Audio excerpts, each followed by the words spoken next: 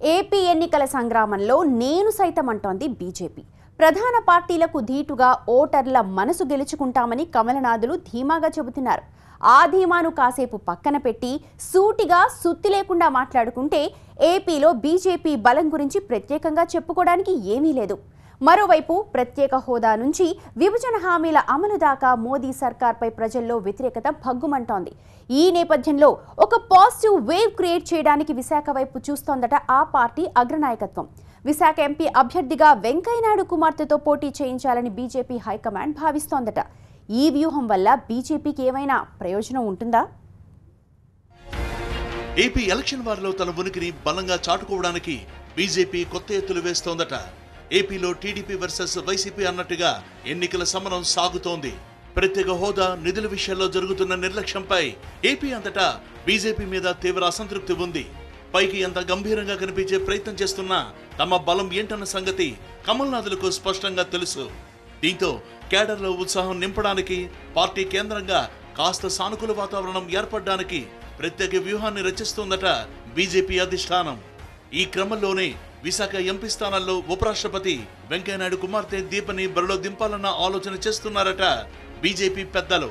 అవశేష ఆంధ్రప్రదేశ్ కి ప్రత్యేక హోదా కావాలంటూ పార్లమెంట్ లో గట్టిగా ప్రశ్నించింది వెంకయ్యనాయుడే. 5 ఏళ్లు చాలదు, 10 ఏళ్లు కావాలని కోరింది వెంకయ్యనాయుడే.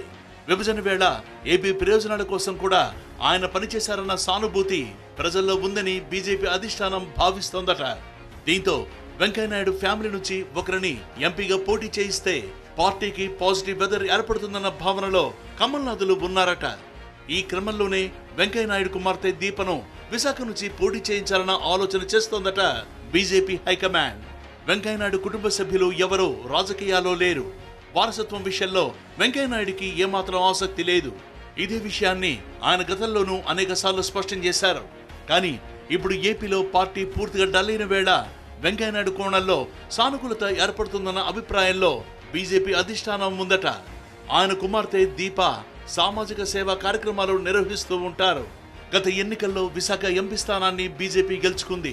హరిబాబు విజయం సాధించారు. అయితే ఆ ఎన్నికల్లో టీడీపీతో కలిసి పోటీ చేయడం వల్లే బీజేపీ విజయకేతనం ఎగురువేయగలిగింది. ఇప్పుడు సింగిల్ గా బరిలో దిగుతోంది బీజేపీ. ఈసారి పోటీకి హరిబాబు ఆసక్తి ప్రదర్శించడం లేదట. దీంతో వెంకయ్యనాయుడు కుమార్తె సామాజిక సేవా కార్యక్రమాల్లో చురుగ్గా పాల్గొంటున్న దీపను పోటీకి దింపే దిశగా పార్టీ పెద్దలు ఆలోచన చేస్తున్నారట. అయితే ఇక్కడ మరో కోణంలోనూ బీజేపీ నేతల మధ్య గుసగుసలు సాగుతున్నాయట. ఉమ్మడి ఏపీ విభజన వేళ పార్లమెంట్ లో ప్రత్యేక హోదా గురించి గట్టిగా మాట్లాడింది వెంకయ్యనాయుడే. కానీ ఆ తర్వాత మోదీ ప్రభుత్వం అధికారంలోకి వచ్చింది.